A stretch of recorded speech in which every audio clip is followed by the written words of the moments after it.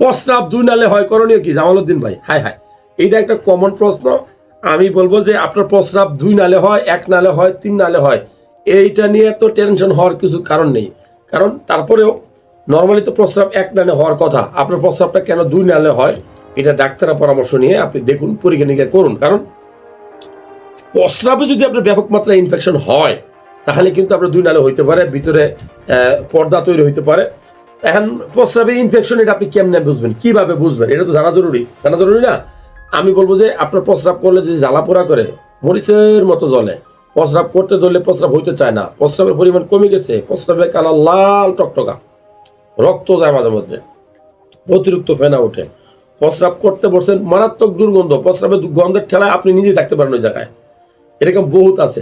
So যারা video দেখছেন, প্রস্রাবটা ভালো আছে কিনা একটা ইউরিনারি টেস্ট করবেন, সিরাম ক্লিনিং টেস্ট করবেন, একটা আল্ট্রাসাউন্ড করবেন, ডাক্তারের পরামর্শে প্রস্রাব যে 2 নালে হয় এগুলা সহ ইউটিআই রোগেরও চিকিৎসা করা সম্ভব।